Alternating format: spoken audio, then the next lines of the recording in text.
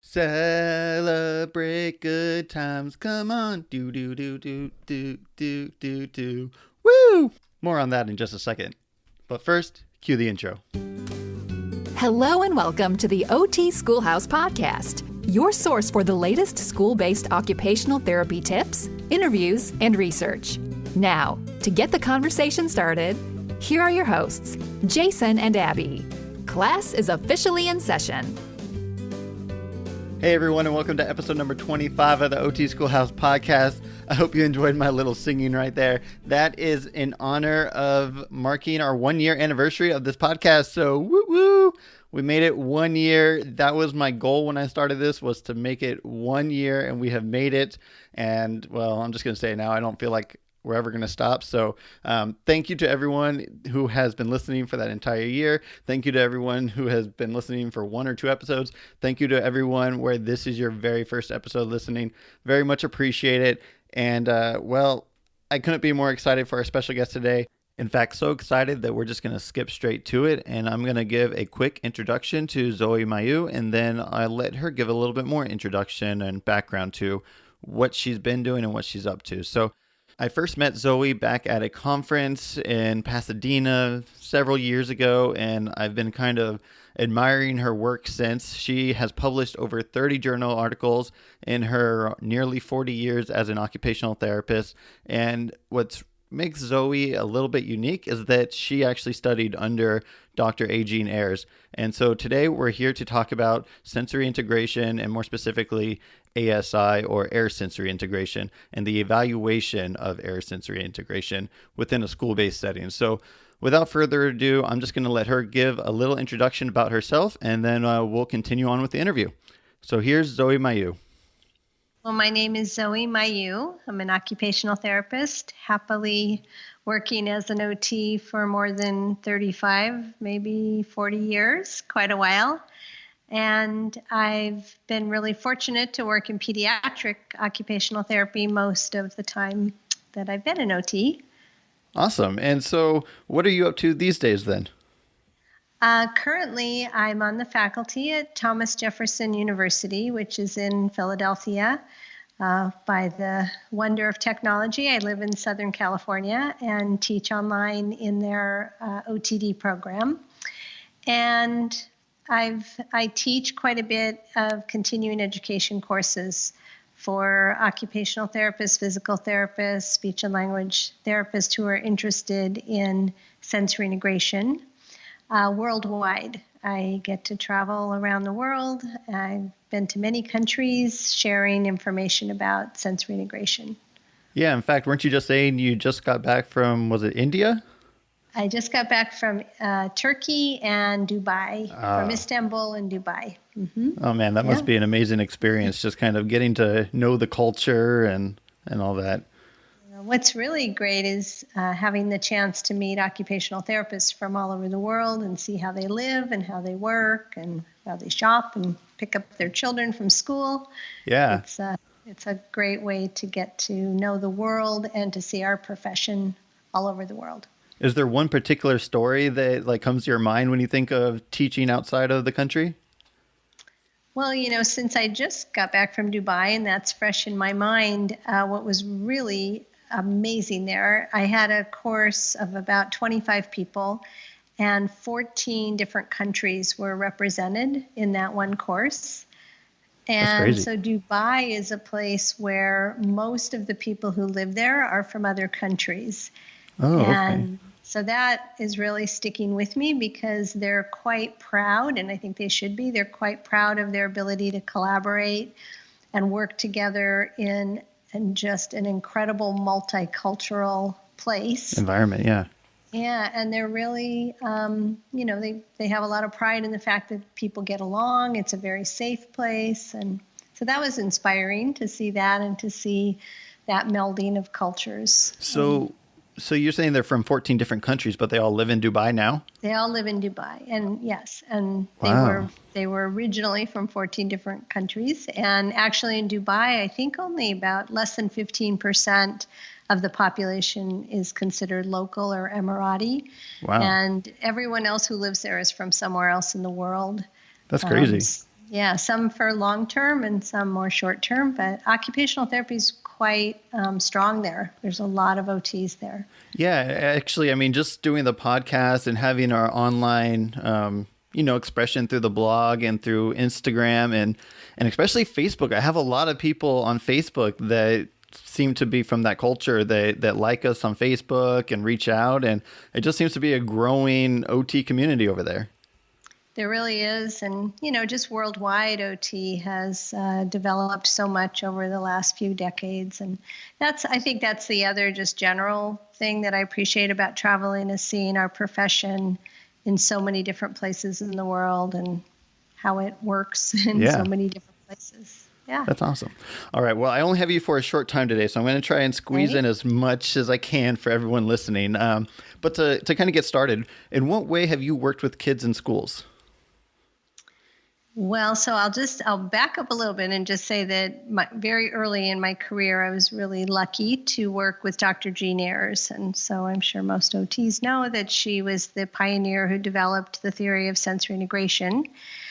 And when I first started working with Dr. Ayres in California, OT was not very present in the school systems. It wasn't until about the 1990s in California that OT became a real central part of school services.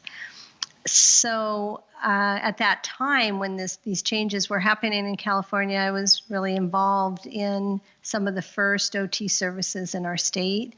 It was a pretty scary time, I think, for everyone, for parents, for therapists, and for the school systems, because they were not at all familiar with what OTs did or why they might be in school systems. But I think the work in sensory integration, Dr. Ayres was always focused on the ways in which sensory integration function supports learning and behavior and attention.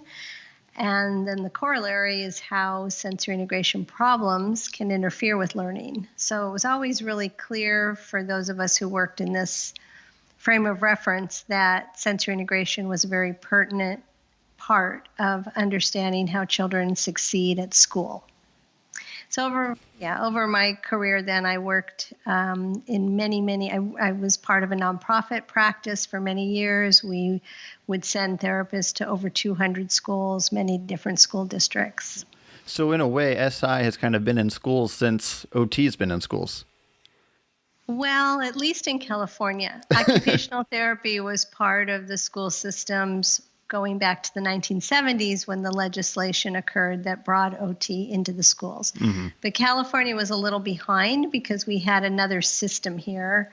We had a system called California Children's Services that was focused on children with orthopedic problems. And there was kind of the view that those were really the only children who would need OT. And then some changes happened. And so other children with other diagnoses were receiving occupational therapy, maybe physical therapy through other venues, not through the school systems until about the 90s. Okay. So really in California, yes, that's true, but not for the rest of the country. Gotcha. That's actually one of the podcasts that I want to do in the future is just kind of looking back at the history of OT in schools, because it's still relatively new in a sense. And I mean, education has been around a lot longer than special education and especially OT in education. And just that, 15-year gap of what you're talking about between OTs being in schools in California. Well, that was, like you said, a good 10 to 15 years after IDEA originally passed. Right. And so it's all it's crazy how everything works. Yeah, and it created a lot of localized traditions or customs, depending on where you were in the country. OT services really vary. But I think in California, the fact that we did have sensory integration pretty well developed maybe affected a little bit more about the way OT services have occurred in this state. Yeah. Mm-hmm. All right. Well, it wouldn't be right to have you on and not talk a little bit about Dr. Jean Ayres. As you know, you worked directly under her. So, but you also really can't talk just about Dr. Ayres without giving a little background / intro into sensory integration theory. So would you mind sharing with us a little bit about Dr. Ayres and SI? Sure. So Jean Ayres was an occupational therapist. She was also a psychologist, and she was quite unique, I think, not only for our field, but just in general, in that she was a researcher, an educator, and a clinician throughout her career. And that's kind of unusual. A lot of times professionals focus in one realm or another. But she always ran a clinical practice and at the same time conducted research studies and conducted education as well. She had some really unique ideas that were born out of her interest in how the brain functioned and what happens when things don't work well. She was especially interested in some of the lesser known functions of the nervous system. And so through that process of inquiry, she would have children who would be struggling in school, in learning and behavior, and she sought then to understand them through her study of the nervous system. What was really key in the development of sensory integration theory was the development of assessments. So she was always someone who really valued assessments and developed her own tests so that she could understand what was working well for the children, what wasn't working well, and then she would know how to treat them. So I guess in a nutshell, sensory integration is not the easiest thing to explain simply. No. But it's really about how we take in information through all of our sensory systems and kind of process and coordinate and integrate that information so that we can interact successfully in the world. And so much of the theory of sensory integration is related to functions that we all take for granted, that it makes it sometimes especially challenging to explain, because when all of us have sensory integrative systems that are working, we don't have to think about them. Yeah. When we have especially developing children who are missing some of the foundational sensory functions, they are easily misunderstood. They're thought of as children who are not paying attention, who are not trying, maybe who are willfully misbehaving. Mm-hmm. But really, we're expecting them to operate with functions that, should be happening more automatically. Yeah, and I'm glad you mentioned some of those expressive behaviors, or those behaviors that we see being expressed by students or kids with just sensory difficulties. And we'll get into that in a minute. But just while you're talking, something that popped up into my mind is, obviously SI is known, like OT or SI belongs to OT, quote unquote. But who else is looking at SI? Obviously, it can't just be OTs that are doing all this research and stuff. Who else is out there kind of looking into the brain, looking into the behaviors and stuff like that? So that's a great question. I think it is important to recognize that sensory integration theory and much that we know about this work is really core occupational therapy, because Dr. Ayres, as an OT, was interested in how we interact in the world, how we do things, and how we participate. She really was, that was her concern. How do children participate and engage in their occupations? And so that's why it's so strongly part of OT. Other therapies, physical therapy, speech and language therapy, have also become quite interested in this approach. And I think since the advent of autism, as the autism diagnosis increased and sensory integration difficulties are so prominent in that diagnosis, then the interest in sensory integration became much wider. So autism experts, researchers, teachers, psychologists, I think in recent years, especially because of that diagnosis, have been more interested in sensory integration. Absolutely. Have you ever worked with like a neurologist or neuroscientist to kind of look at the brain a little bit more while doing SI or something like that? Absolutely. In fact, right now I'm part of an intervention study to compare occupational therapy using sensory integration for children with autism, to compare this approach to applied behavior analysis. And we're about midway through this study right now. And part of this study does involve imaging, brain imaging, to look at if we can see any changes in the brain that correspond with some of the changes that we see in function. So there's been quite a few neuroscientists and neurologists who've been interested in this approach. Awesome. So the whole point of today's podcast, we wanted to get into evaluation and sensory integration. But real quick, I do kind of want to, I'm pretty sure I've heard you speak, and I feel like anyone who worked under Dr. Ayres always has a good story about Dr. Ayres. And so before we jump into the evaluation, do you have a story about Dr. Ayres that you'd like to hold in your memory? I probably have a lot of stories about her. You know, she was a very, very down-to-earth person, very humble person, extremely scholarly and dedicated to her work. So the stories we have about her are not exactly kind of like funny, flippant stories. I think what really stands out in my mind is what a gifted clinician she was. I mean, her research is well known.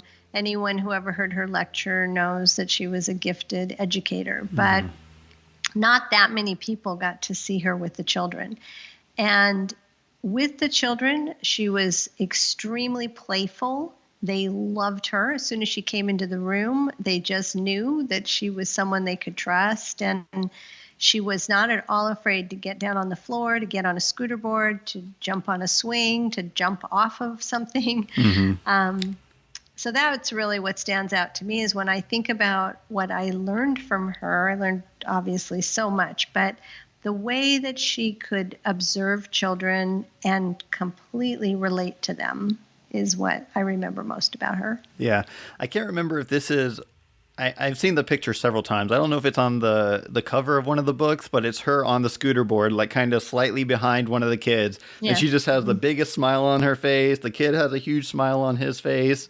And that's kind of what I think of when I think of Dr.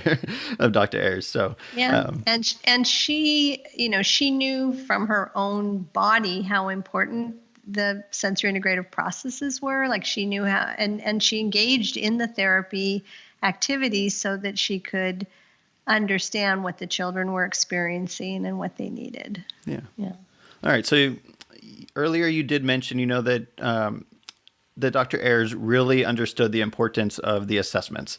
And now I know you very much appreciate and understand the importance of assessments. So when it comes to schools, why is assessing sensory integration so important?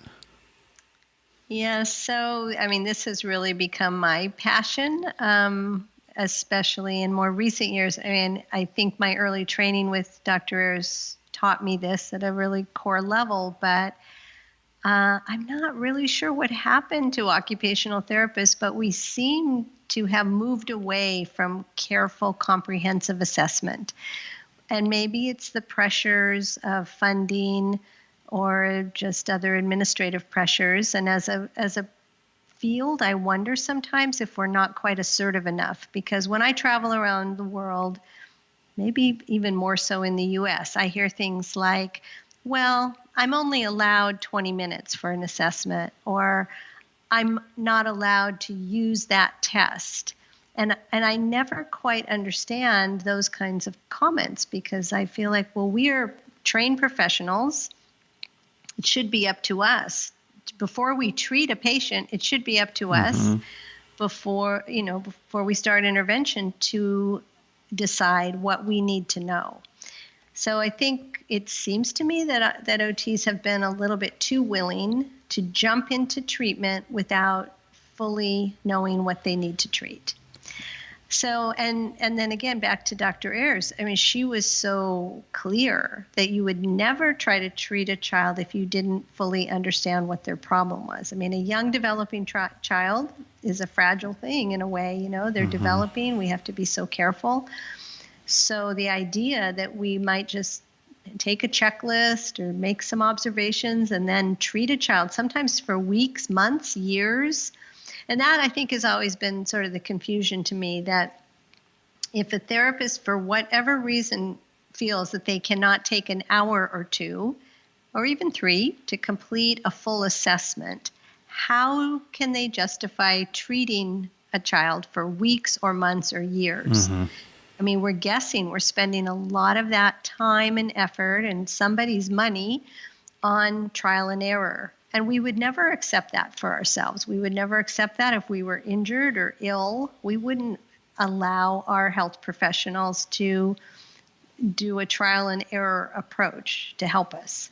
Yeah, I totally agree. And I think sometimes in the schools, it almost feels like we're doing an assessment as a formality, I think, sometimes. And that's totally how it should not be. And you're right. We need to put that time in to focus on really figuring out what the student really has difficulties are, or what the student has difficulties in. Yeah. We need to know what the strengths are too, obviously, but how can we treat a student if we don't fully understand the difficulties they're having? And a comprehensive assessment should illuminate the strengths as well. I've worked in the schools a lot, as I mentioned, and I've taken full caseloads. I've spent time in school systems where I have a full caseload. And I just can't imagine trying to provide any kind of therapeutic intervention program to those children. So when I had that role, I would conduct the assessments I thought were needed. If they took longer than the traditional time, so be it, and I would make a case for it. I found that in a school system, if I had a strong rationale and I talked to the administrators and I talked to them about cost, I think that's another thing that sometimes as OTs, we're not so accustomed to thinking about the financial aspect of things. So I would always talk about cost effectiveness, talking to the parents and administrators. You do not want me to take this child's time and this system's funding unless I know what I'm doing. Mm-hmm. And the same thing with our outcomes. I don't think we've been strong enough about demonstrating what our outcomes are and how they relate to cost. Occupational therapy has a very, very close relationship to long-term cost. If we help a child in early intervention, the cost to the school system go way down. If we help a child in the school years, long-term support costs go way down. And I think there's actually quite a bit of research about investment in years 0 to 5 and how much that saves from years 5 to 85. But we don't, as a profession, I think we could do a better job of communicating about that. Yeah. And I would love if you have those potentially on file somewhere, if you can dig them up, I'd love to have those to put onto the website for everyone just to kind of be able to have access to. That'd be great. Because you're right. I've heard from a lot of OTs that, either they don't want to or they just don't, like, that's not their realm. The business world is not their realm. The money, they just kind of we want to assess and we want to treat, we want to have fun with the kids and we want to help them. But you're right. Kind of thinking about the business side of it is not something that we're very good at. So go ahead. But even just back to the assessment, I'm not sure how this happened, that OTs just, thought it was okay to do a very cursory assessment and then move into intervention. And even consultation. I mean, maybe even at least as much, if not more so, that if you are going to try to help a teacher or someone else help the child, you really need to understand what the underlying issues are. And I think there's been, some criticism and controversy around sensory integration as a whole. Mm-hmm. I think a lot of that comes from this problem that OTs have often thought or said that they were using sensory integration without a full understanding of what was going on with the child, and then picking techniques that were maybe just the same techniques over and over, but not carefully chosen in an individualized way. Yeah. And really, that's why the term Ayres Sensory Integration started being used. Dr. Ayres would never have put her name on her work. She was not that kind of person. But those of us who work in the field recognize that we had a problem, that a lot of stuff was being called sensory integration, all kinds of sensory whatever things. Mm-hmm. And so in order to be more clear about her work, her family was able to trademark the term Ayres Sensory Integration. It's not for financial purposes. It's not for anyone's financial benefit. It's only for the purpose to be clear about what do we mean when we're talking about sensory integration as developed by Jean Ayres versus sensory stimulation approaches or just the use of sensation in some way. Yes. And as part of Ayres Sensory Integration, it is required that a comprehensive assessment take place. I mean, one of the examples, a common example is that occupational therapists in school systems work a lot on handwriting. I think we wonder how we became handwriting teachers sometimes. But, okay, so it's a common referral. And how do we assess? There are so many different reasons why a child might struggle with writing.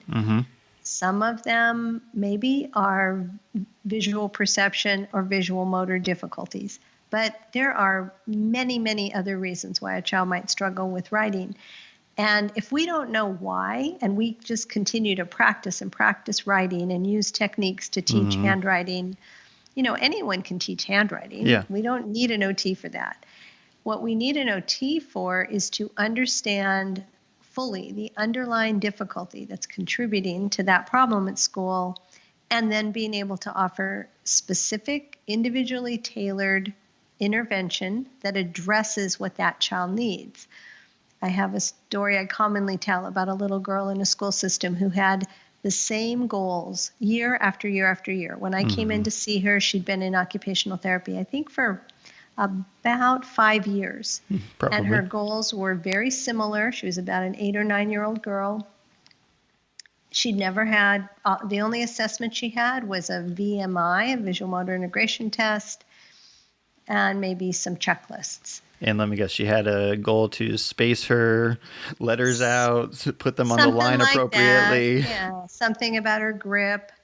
And this little girl had actually almost absent tactile perception. Her ability to use her tactile system was so dysfunctional that it would be impossible for her to have an adequate grip on a pencil or do some of the other things that were in her goals, like buttoning.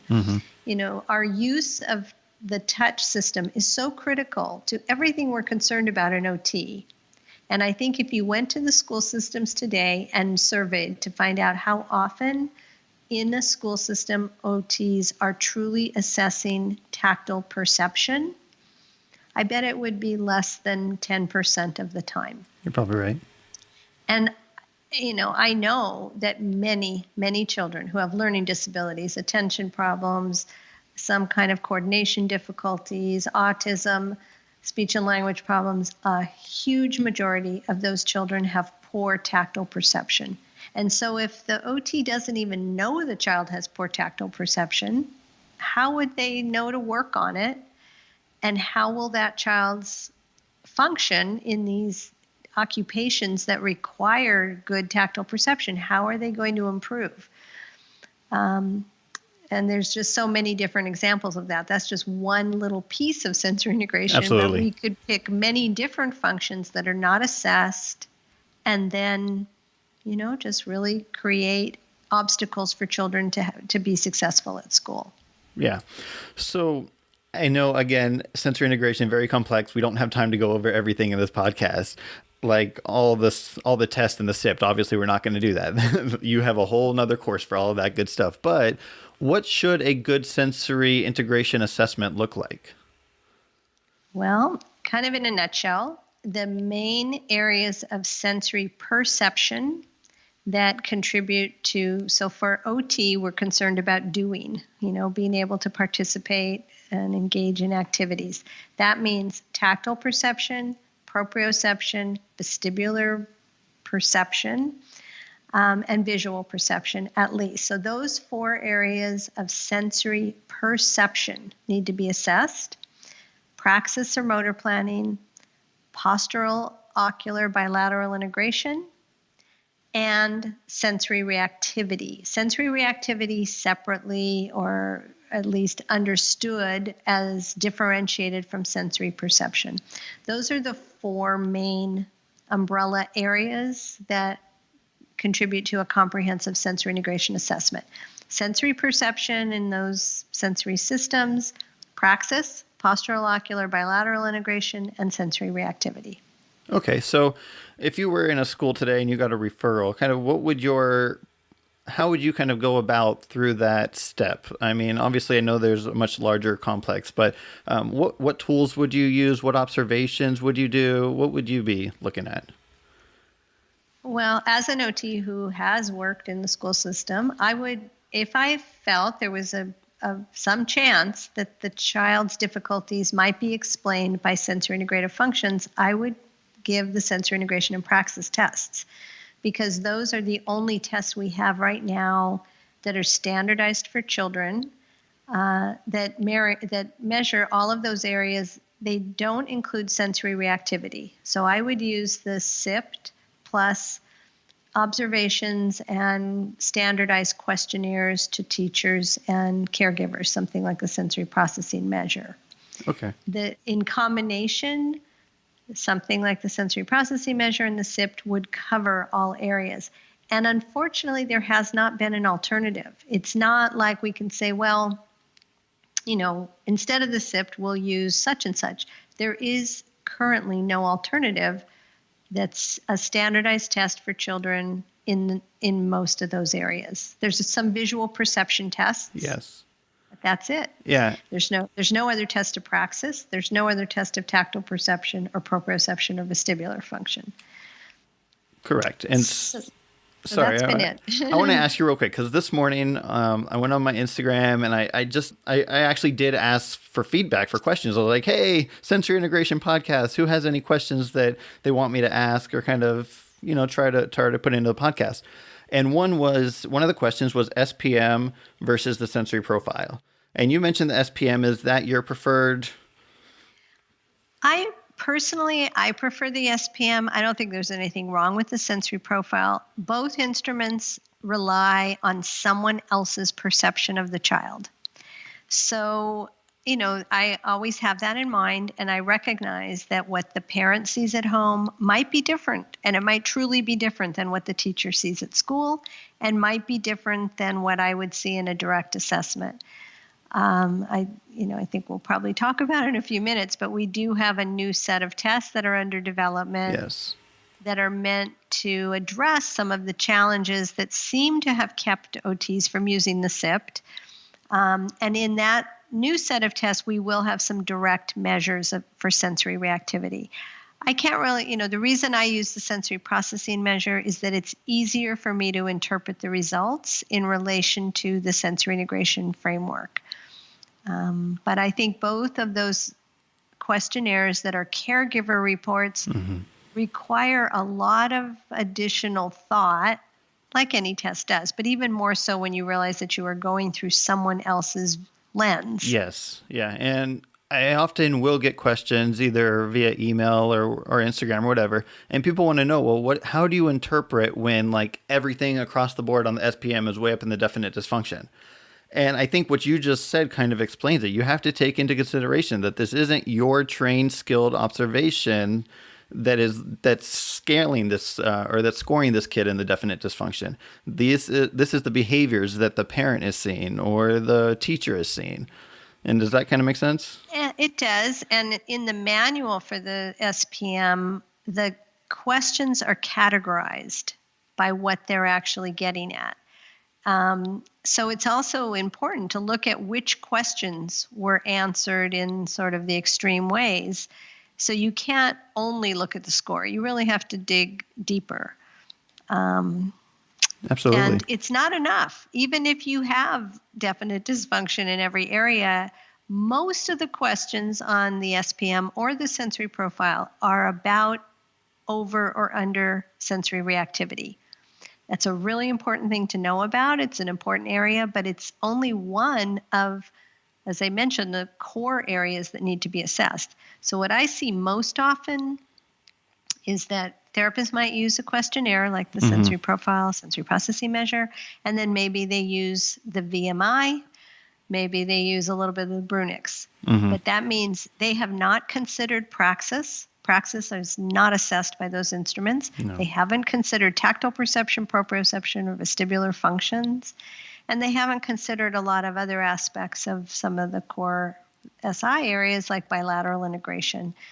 I mean, as OTs, we have to look broader than only sensory integration, but these are some really basic core building blocks for learning, behavior, and attention. And if we're not looking at these, no one else is. Yeah.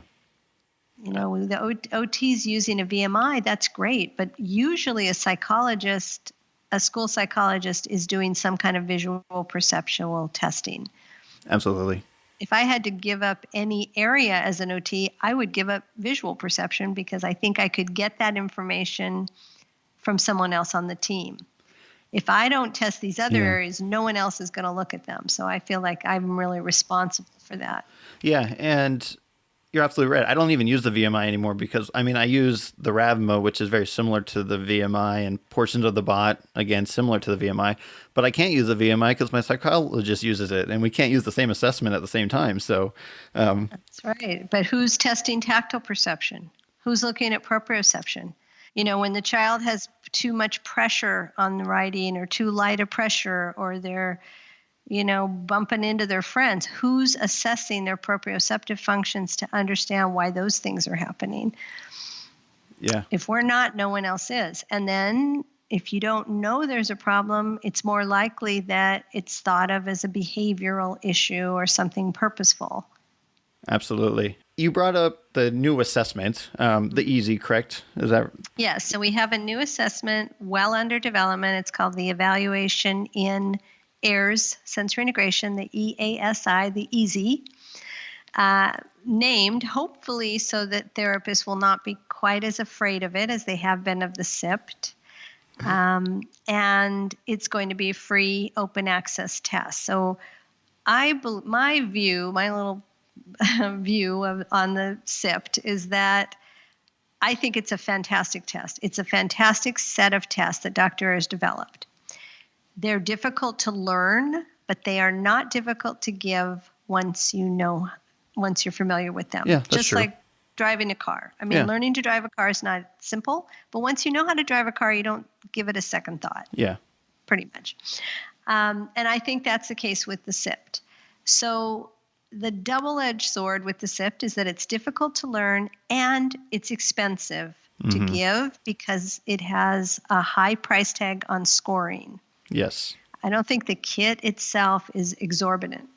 Test kits cost money, but the fact that there is an ongoing scoring cost, in my view, has made it a special occasion test. I think OTs are a little bit of a hoarder mentality, and they like to save things that cost money. And so what I've seen a lot of therapists do is they might learn the SIPT, but then they don't give it frequently because it costs money. And because they don't give it frequently, it never becomes easy to give. Yep.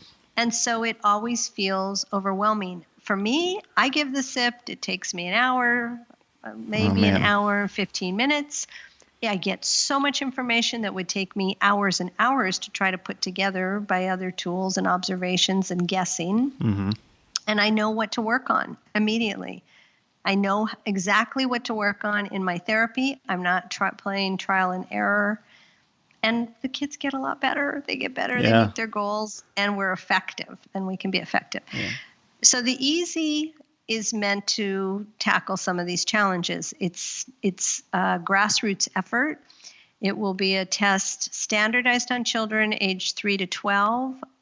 Currently, we have 105 countries participating. Wow. So it will be normed around the world. That was another issue related to the SIPT, is that it was only standardized on children in the U.S.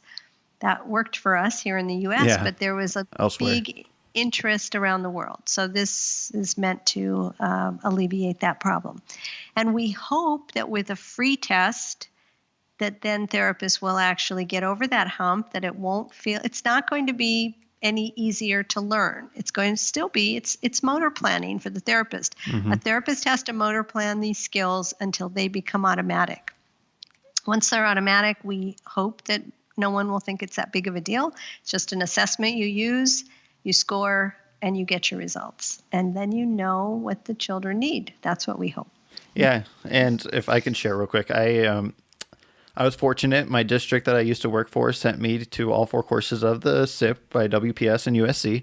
And you kind of explained exactly my whole quote unquote fear of the SIP. Yeah. I went to it. I went to all 4 classes within a year's time frame. I completed, the SIPT. In order to get the certification, you have to assess a kid or two, a typical developing kid and a non-typical, I think it was. but I still have the little flash drive, the little purple flash drive with a few assessments left. I still have all the protocols sitting in my somewhere. And I was scared to use it in a way. I mean, for me, I never learned it well enough for it to be, I don't want to say effective for me, but practical. It yeah, probably wasn't practical. Correct. But at the same time, how many kids did I not test that I should have tested? I probably could have helped a lot better or a lot more.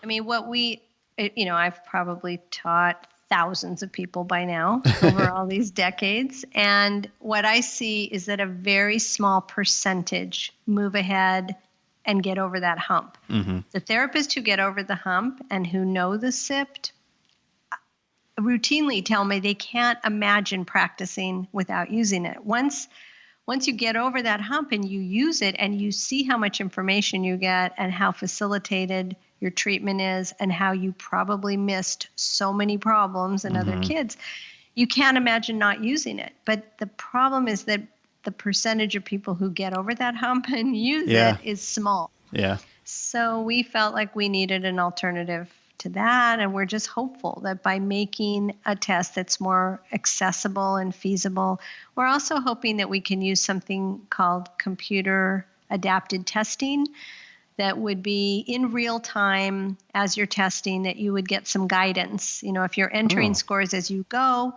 that you might be able to get messages that say, okay, with this child, you can jump ahead to this item. Oh, wow. With this child, you can stop now. So that rather than having just predetermined basal and ceilings, they could be more in real time related to how that child's doing to tell you what items you absolutely have to give. So we're hoping that's a way that we can shorten the testing. But honestly, I think in OT, we have to somehow across the board get away from this obsession with having the shortest possible assessment. When I worked in the schools, sometimes school psychologists would test children for 13 hours, days. And I just always thought, how did this happen? That OTs are told they get 15, 20 minutes and they say, okay. The school psychologist would never think that was okay because they need that much time to understand the child. Yeah. So I've never been an advocate for, well, we have to find a test that takes, that's a screener that takes 15 minutes. I think if we're going to take a child's time and someone's money to apply our professional skills, that it's our ethical responsibility to know what we're doing. And the only way we can know what we're doing is to first start with a comprehensive assessment. Yeah, I think you're right. A little preachy, sorry, a little preachy, but it's true though, and I think some of us don't want to see it. I think some of us don't want to realize it, and we get comfortable. I understand the pressure. I mean, therapists in schools have heavy caseloads. Yes, I have them too. I don't know. I had 60 some children on my caseload, but it doesn't really make our jobs easier to not know what we're doing. Absolutely. We're spinning our wheels, and these are precious children's time we're taking. And especially if we, whatever we do in OT, it's fun. The kids are having fun. We make it playful, which is what it should be. So the negative side of that is that it's a little bit easy to skate. We can make it all look like everything's okay. The children are happy to come to us. They're not complaining. We probably hit and miss, somehow make some changes. But I know we are missing important functions we could make a lot better if we understood them. Yeah. And I'm going to throw it out there right now. We're lucky to have both you, and then we actually have Kelly coming on for a part 2 kind of to the sensory integration, which you're very familiar with. So we're not, I know I would love, and I'm sure everyone else listening would love for us to dive into the treatment aspect, but we're going to kind of take it back to the evaluation aspect. We'll get into treatment a little later. So the easy. I'm currently enrolled in, I believe it's module 1 of the Class C, the cl-asi.org website, the module 1 course. So is that kind of the new modules of courses to go through to learn kind of about still the SIPT as well as the easy? Well, actually, fortunately, there's a big international effort. I'll just say briefly that in 2014, a group of mostly occupational therapists and physical therapists who were meeting internationally recognized that in the year 2020, Dr. Ayres would have been 100 years old. So we launched an initiative called the Ayres Sensory Integration 2020 Vision. That will culminate next year in July 2020 at what would have been Dr. Ayres' 100th birthday. That initiative involved 3 goals. We got together, we said, what would Dr. Ayres want for her 100th birthday? And we set 3 goals to meet. One of them was to develop a comprehensive set of tests that would be accessible and feasible. That was the easy. Another goal was to recognize scholarship in this field and the evolution of sensory integration theory. So for any listeners who want access to more current literature, the goal number 1 is on the ASI 2020 Vision website. It's asi2020vision.org. And we have been having people around the world review articles, research papers related to sensory integration. And then once we decide if the paper does or does not contribute, it's posted. We're a little behind in posting the papers, but I think we have about 40. Our goal is to have 100. And we've reviewed quite a few, but we only have 40 of them posted so far. So it's a good resource. Yeah. And then the third goal was to establish standards for training. So there's a new international organization that's called the International Council for Education in ASI. It's ICE-ASI. And that organization has established a definition of what is required in training related to Ayres sensory integration. What are the standards? What are the components that must be included? Organizations around the world that meet those criteria will get kind of a stamp from this international organization, ICE-ASI.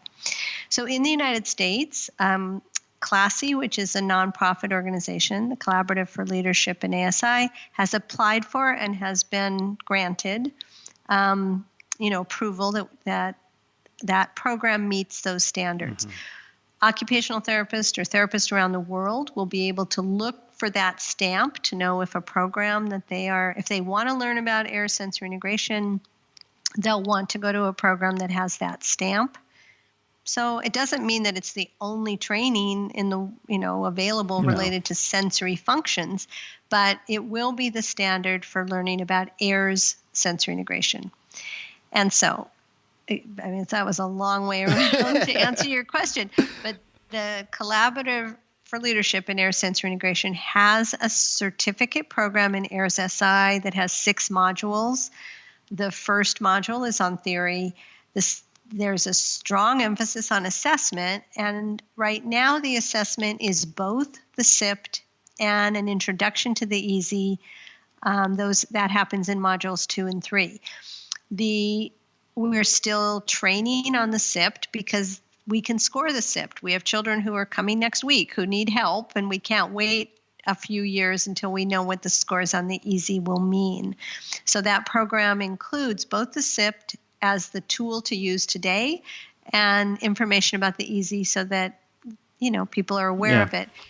The EASY is as similar to the SIPT as is feasible when making a new test. So we do believe that anyone who knows the SIPT and has practiced the SIPT will have a much smoother transition to the EASY, and we don't think it's a waste of anyone's time to learn the SIPT now and use it now. It will provide a strong foundation for any new test in the future.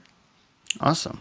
So then classes 1 is theory, 2 and 3 is the assessment, 4, 5, and 6 are treatment?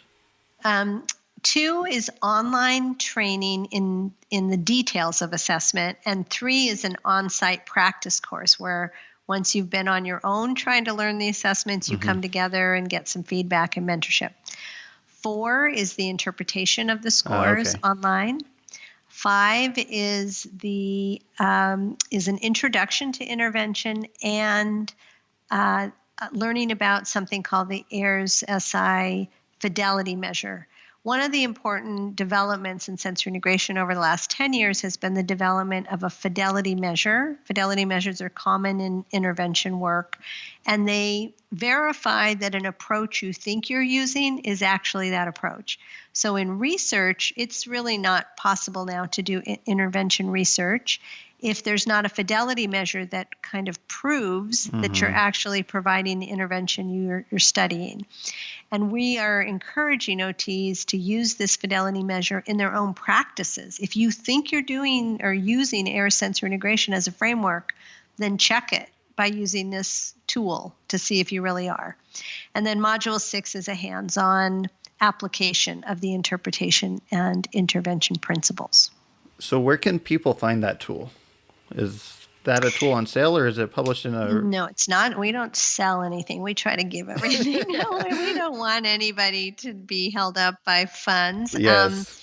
No, the Ayres SI fidelity measure, we have 3 articles in AJOT going back to 2007 on this tool. It's available during the Class C Module 5. The publications that are out in the journals would be the place to get information about it. And we'll be sure to, we always have a show notes page, and we'll be sure to link to those different articles. It's going to be at otschoolhouse.com/episode 25. So we'll be sure to link to all those articles at the show notes. Just one other thing. Yes. We do use an approach called data-driven decision-making in Ayres SI that was developed mostly by Dr. Roseanne Schaaf as part of her intervention studies. And sensory integration is very complex. It's not a protocol. It's not a recipe approach.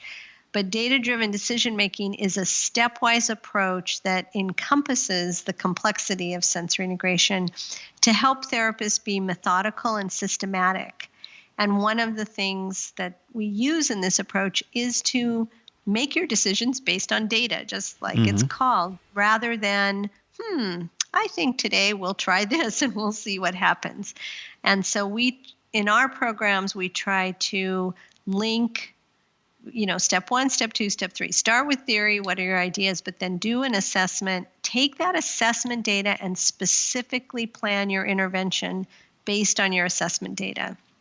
It seems like a lot of times in OT, in all aspects of OT, we kind of jump into treatment. We might even do an assessment, but then we jump into treatment and we're not often carefully going back to the assessment data to make our day-by-day, moment-by-moment decisions in our treatment sessions. Yeah. So I wanted to jump back just slightly. I am part of the ASI 2020 vision goal for the academia to look at some of those papers. And yes, great. Thank you. Yeah, Thank you for reviewing papers. Definitely. And so I did look at, it was a recent one. I have it right here. It was the efficacy of sensory integration on school participation of children with sensory disorders. And one of the things that it points out is how different sensory strategies are from sensory integration. And I think you kind of referenced to it a little bit earlier, is that sensory is just everywhere now. Like the word sensory is teachers are using it. Every item in a classroom that's not an academic item is a sensory item. And so how do you explain to people when someone might be referencing to sensory as though it's sensory integration, but it's not really sensory integration?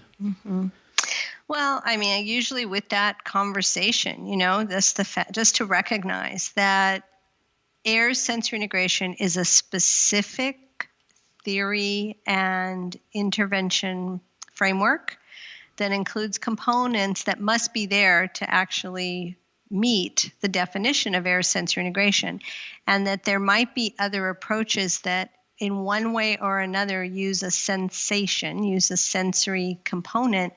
That by itself in no way means it's the same thing.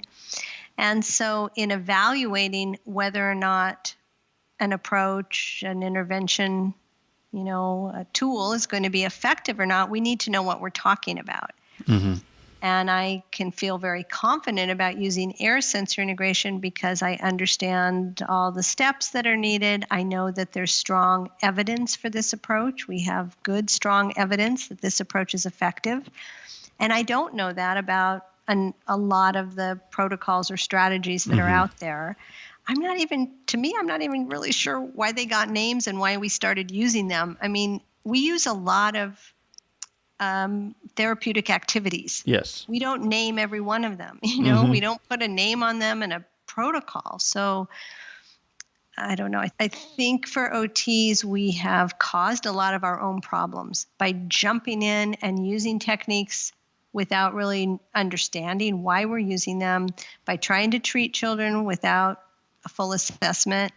We've probably caused a lot of the criticism that has occurred, and it's our responsibility to be more professional and scholarly about our work. Yeah, and I think that's why evidence-based practice is obviously so important.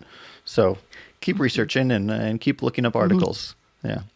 Okay, so I think I have one more question for you before I let you go, and this is a popular one, and it may also be a little loaded. Okay. I'm Sicilian. I can take it. Right. When assessing, how do you determine what behaviors may be due to sensory factors versus what behaviors may be due to more strictly behavioral factors?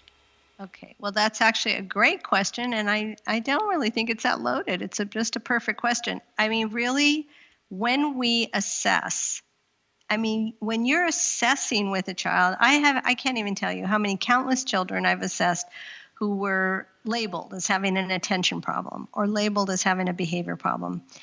When I am giving them an assessment, I get data and I can tell I rarely have children who cannot attend to these kinds of tests.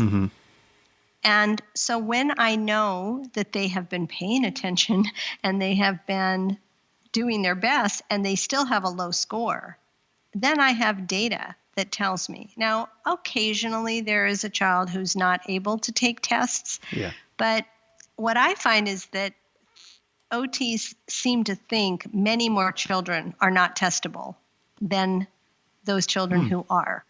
When you understand what you're assessing and you're fluent at the administration, many children can take these assessments, and some of them don't even require that much cooperation. Like one of the tests we give is a post-rotary nystagmus test. We're measuring a reflex.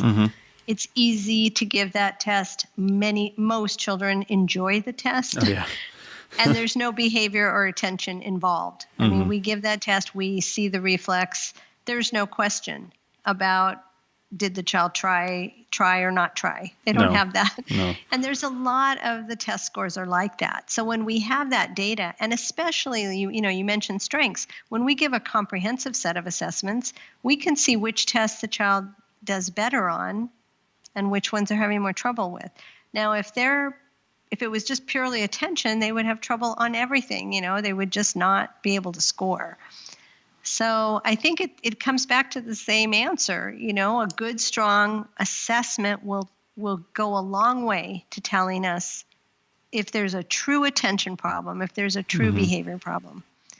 But most of the time, you're going to get information that really helps to differentiate. And most children, I just think most children want to participate. When they can't, there's a reason for it. And when no one has recognized why they're having trouble, it must be so frustrating. They have every reason in the world to be angry or to withdraw. Sometimes withdrawing is adaptive. If something's really difficult, it's adaptive to get yourself out of that situation. Yeah. So, we're the professionals, we're the adults. It's our job to try to understand. And by just skimming over things, quick checklist, a little observation, that's not doing our job. So. Yeah. I kind of agree with that. But when you're talking right there, sorry, I want to share one more story. You kind of, just the story came up. And I remember this was a student right after I had just taken the SIPT, all 4 courses. And I actually did use the SIPT with this student. I can't remember if this was right before or right after I did the SIPT, but this student, she was writing, and all of a sudden she just pushed all her paper off the table, threw her pencil. So frustrated because she was having a tough time. And then within like 2 seconds was like, I'm so sorry, picked it all up. And you could just see the frustration on her. It was so difficult for her to write. And I truly believed, through my assessment that, there was some sensory stuff going on that was making that difficult. And no matter how much we continued to work with this student to learn how to write her name, unless we work on some of those underlining factors, some of that vestibular integration and stuff like that, it just wasn't going to come together for her. And so. Exactly. Yeah. You know, I mean, and it's not to say that there aren't other elements. I mean, we are OTs. We have to consider the whole person. There could be psycho-emotional things going on, psychosocial things going on. There could be medical issues. I mean, when I worked in this one school where I was the only OT for a while and I had a full caseload, there was one child that a teacher suddenly said, this kid has to come see you. And we happened to be at a school where there was a little therapy clinic at the school. And she wanted this child to come and see me every single day. And this child was really unhappy. He was crying. He was uncomfortable. I said, there is more going on here. This is not just an OT issue. This is not a sensory integration issue. Well, this little guy had abscessed cavities in his mouth.